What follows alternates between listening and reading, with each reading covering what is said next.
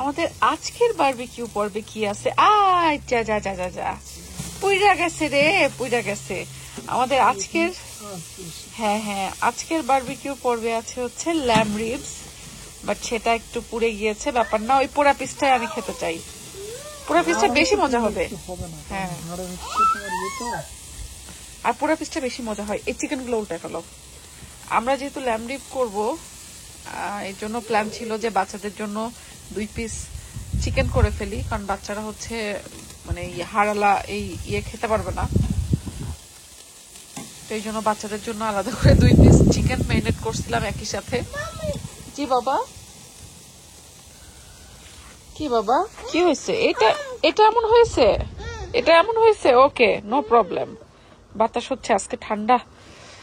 এই যে ইউকেতে হচ্ছে এই এক সমস্যা, মানে সামার ঠিক বলা যায় না, সামার চলতেছে বাট ঠান্ডা। আজকে বাইরে বেশ ঠান্ডা। আর আপনি কি খান? ললিপপ? ও ওয়াও, কি সুন্দর ড্রেস, খুব নাইস ড্রেস। কে দিয়েছে নাইস ড্রেস? ফারজান আন্টি দিছে। তুমি কোথায়? আসো, নামো, নিচে নামো, নিচে নামো। ফারজান আপু সেটা সিয়ারাকে আজকে ড্রেস দিছে। আজকে আমরা লন্ডনে গেছিলাম সকালবেলা, তো কর্মর করে খাইতেছে, দেখেন এটা ললিপপ ভেঙে খাচ্ছে। তো সকালবেলা হচ্ছে ফারজান আপু দেখা করতে আসছিল আমাদের সাথে, ওইখান থেকে হচ্ছে আপু বাচ্চাদেরকে ড্রেস দিছে।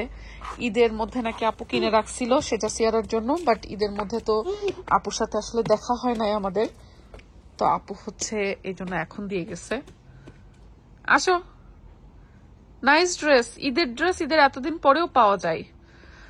আর আমাদের পার্সেল নিয়ে আসছি, এই যে এই পার্সেলটা বাংলাদেশ থেকে আসছে, এটা লন্ডন থেকে আনা হয়েছে, এখনো খোলা হয়নি। ও এখানে নিউ ড্রেস।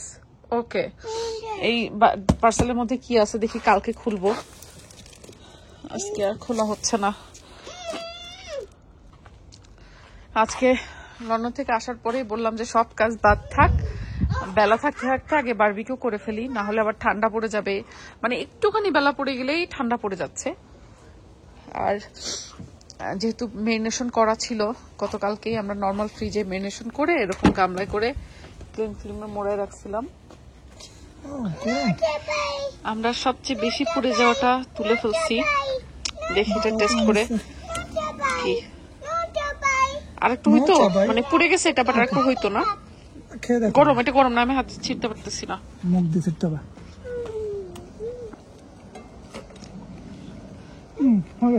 হয়েছে? ঝাল লবণ ঠিক আছে? যাক মাশাআল্লাহ। গরম, অনেক গরম, এটা ছেড়া সম্ভব না।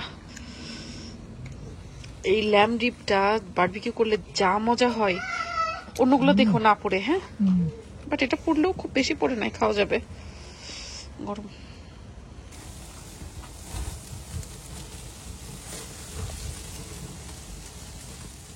ইদানিং কেমন জানি রাত্রেবেলা খুব প্রপার একটা ডিনার আমাদের করাই হচ্ছে না, হাবড়ি জেবড়ি দিয়েই কোনো কিছু ডিনারটা রেডি হয়ে যায়। আর যেহেতু এখন ইউকেতে আসলে সামারটা প্রায় শেষ টাইমে, তো দেখা যাচ্ছে বারবিকিউ একটু ঘন ঘন করা হয়। আর জানেনই তো আপনাদের ভাইয়া বারবিকিউ খুবই পছন্দ করে। তো আগের দিন রাত্রেও আমাদের ডিনারটা ওরকমই হয়ে গেছে, মানে বিকেল থাকতে থাকতেই আমরা বারবিকিউ করে ডিনারটা শেষ করে ফেলেছি। তাই আমার রান্নাবান্নার আহামরি কোনো আয়োজন করতে হয়নি। তো পরদিন সকালবেলা অফিসে বের হওয়ার সময় দেখছি বেশ ঝুম বৃষ্টি। সামার অলরেডি চলে গেছেই বলা যায়, এখন অলরেডি বৃষ্টির দিন শুরু হয়ে গেছে।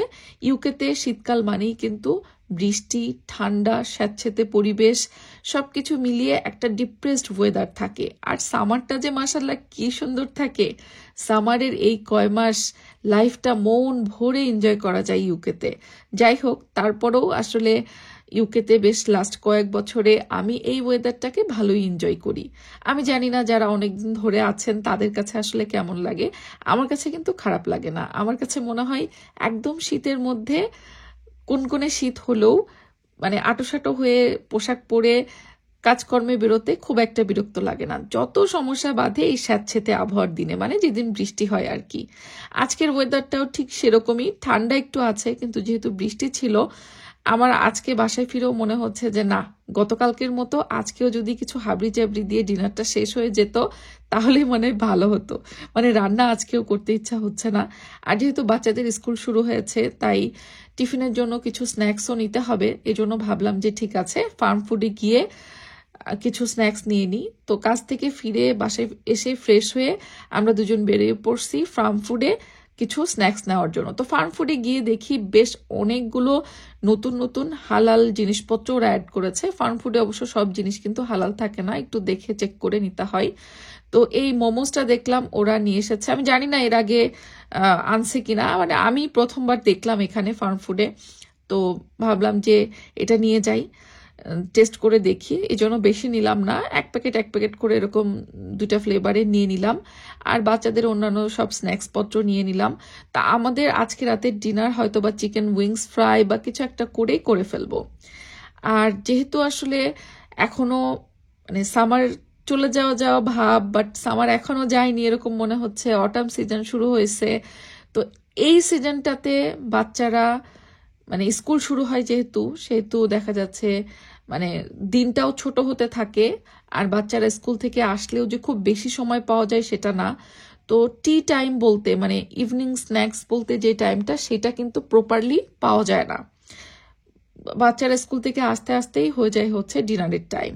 তো ডিনারেও বাচ্চারা তেমন একটা ভাত টাত কিছু খেতে চায় না, এই জন্য আমি ডিনারে দেওয়া যায় এমন কিছু ফ্রোজেন খাবার দাবার নিয়ে নিলাম। যদিও প্রতিদিন আসলে ফ্রোজেন খাবার দাবার দেওয়া হয় না বাচ্চাদেরকে, বাট তারপরও মাঝে মাঝে যেদিন আমি কাজ থেকে ফিরে অনেক টায়ার্ড থাকি সেদিন কিন্তু আমি এসব ফ্রোজেন খাবার দাবার দিয়ে আমাদের বড়দেরও ডিনারটা কিছুটা সেরে ফেলি।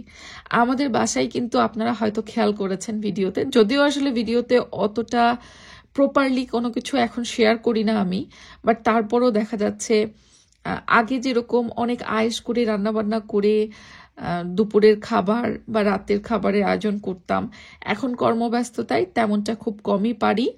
তারপরও যতটুকু পারি আলহামদুলিল্লাহ। তবে আমার কাছে মনে হয় যে যেত যাই হোক না কেন লাইফে আসলে ব্যালেন্স জিনিসটা খুব দরকার।